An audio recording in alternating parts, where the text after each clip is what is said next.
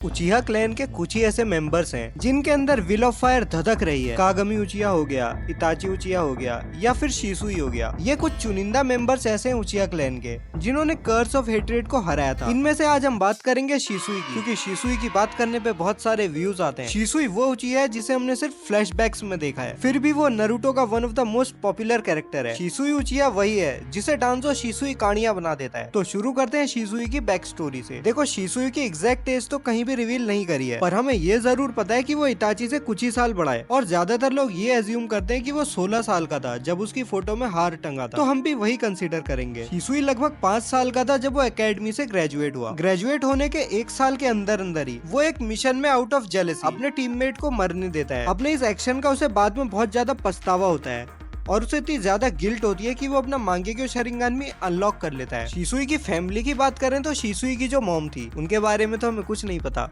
लेकिन उनके फादर के बारे में हमें पता है क्योंकि शिसुई खुद उनके बारे में बताता है लाइट नॉवेल्स में। वो रिटायर हो गए थे क्योंकि एक मिशन के दौरान उनका पैर बुरी तरीके से इंजर हो चुका था। वैसे ये सब मैं इताची शिंदेन लाइट नॉवेल से बता रहा हूँ तुमको, जो कि मैंने रिसेंटली पढ़ी है और इसमें बहुत सारे कंटेंट है जिसे हम बहुत बढ़िया तरीके से मिल करेंगे। तो सब्सक्राइब कर लो यार, या तुम्हें गेंजुत्सु के अंदर डाल के सब्सक्राइब करवाना पड़ेगा। खैर, टॉपिक पे वापिस आते हैं। गेनिन बनने के कुछ समय बाद शिसुई इताची से मिलता है और इन दोनों की दोस्ती हो जाती है। ये दोनों सब कुछ साथ में करने लगते हैं, लेकिन शिसुई रूट में पहले ही चला जाता है और उसके कुछ समय बाद इताची भी रूट में आ जाता है। यही वो टाइम था जब इताची और शिसुई को पता चल जाता है कि उचिहा क्लैन कुछ तो गड़बड़ कर रहा है। वो दोनों टीम अप करते हैं और कोनोहा हायर अप्स को जाके सारी बात बता देते हैं, जहाँ डांजो भी होता है। जब डांजो शिसुई की कोटो मात्सुकामी के बारे में सुनता है तो उसे ये लगता है कि भाई ये तो मेरे पास होना चाहिए, इसके पास ये क्या कर रहा है, क्योंकि ऐसी पावर तो सिर्फ उसी के पास हो सकती है ना। वही तो एक इंसानियत का मसीहा है जो इसका दुरुपयोग नहीं करेगा। इताची और शिसुई हिरुजेन को चुपचाप खोपचे में ले जाके भी ये बात बता सकते थे, लेकिन नहीं,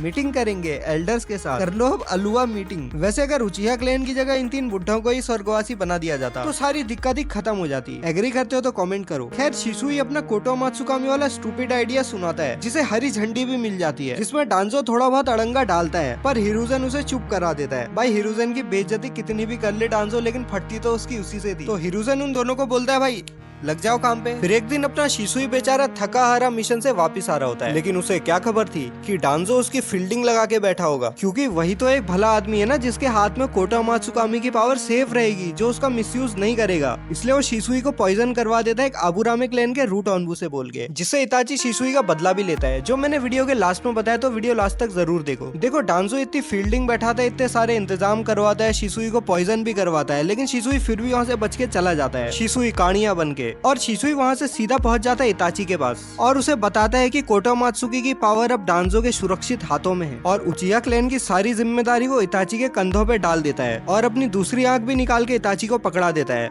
और कूद जाता है नदी में। अब शिसुई ने उसके ऊपर इतनी बड़ी जिम्मेदारी डाली थी उचिहा क्लैन की, तो शिसुई के मरने के बाद इताची भी उचिहा क्लैन का बहुत अच्छे से ख्याल रखता है और सास्के का बचपन तो रेनबो के कलर से भर जाता है। खैर, अब शिसुई की पावर्स के बारे में बात कर लेते हैं। सबसे पहले उसी पावर की बात करते हैं जिस वजह से उसकी इतनी हाइप बनी हुई है, कोटो मात्सुकामी, जो कि उसके मांगेक्यो शरिंगान की यूनिक एबिलिटी है। कोटो मात्सुकामी स्ट्रॉन्गेस्ट गेंजुत्सुस में से एक है। गुयोमी की तरह ये फिजिकल डैमेज तो नहीं देता, पर ये शिसुई को एबिलिटी देता है कि ये किसी को भी ब्रेन वॉश करके उसे कंट्रोल कर सकता है, जिसके भी ऊपर इस गेंजुत्सु का यूज किया जाता है। उसे जरा सा भी आइडिया नहीं होता है कि वो एक गेंजुत्सु के अंदर है और उसे यही लगता है कि वो जो भी कर रहा है अपनी फ्री विल से कर रहा है। बोले तो खुद शिकार शिकारी के पास चल करके आ जाता है और ये सब करने के लिए शिसुई को आई कांटेक्ट तक नहीं बनाना पड़ता। तो जैसा मैंने तुम्हें पहले भी बताया था, ऐसी खतरनाक एबिलिटी सिर्फ डांजो जैसे सज्जन आदमी के पास ही तो सेफ रहती है ना। और डांजो जैसा होशियार आदमी उसे यूज भी तब करता है जब वो एक कागज से भरे हुए रूम में होता है, जिनके बॉडीगार्ड्स में से एक के पास ब्याकुगान भी होती है ताकि किसी को पता न चल पाए ना। खैर, शिसुई पे वापिस आते हैं। तो कोटो मात्सुकामी में सब कुछ अच्छा ही नहीं होता, इसके बहुत सारे ड्रॉबैक्स भी हैं। देखो, ये वाला कंफर्म नहीं है, लेकिन ज्यादातर जगहों में यही सुनने को मिलता है कि शिसुई सिर्फ 10 साल में एक बार कोटो मात्सुकामी यूज कर सकता है। अब डांजो इसे थोड़ा ज्यादा यूज कर सकता है क्योंकि उसके पास हाशिरामा सेल्स हैं और वो एक बहुत भला आदमी भी तो है। इसके अलावा दूसरा ड्रॉबैक ये है कि जब किसी को पता चल जाता है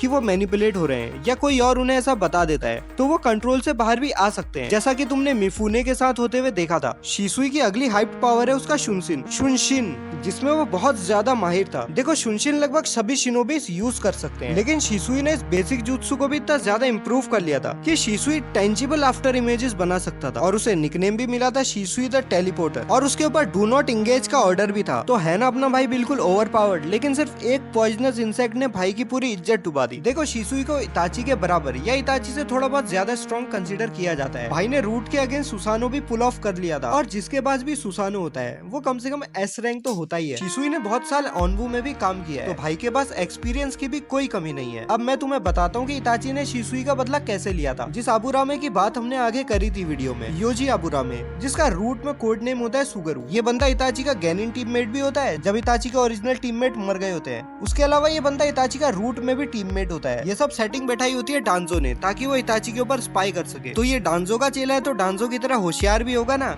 तो इताची के सामने ब्रेक कर रहा होता है कि कैसे डांजो के कहने पर उसने शिसुई को पॉइजन किया। तो इताची भी अमातेरासु यूज करता है और उसे दहेज न लाने वाली बहू बना देता है। चलो फिर आज की वीडियो यहीं पे खत्म करते हैं। लाइक्स का गोल छोड़ो नहीं रखते हैं, जितने करने हो करवा देना और इंतजार करना अगली वीडियो का।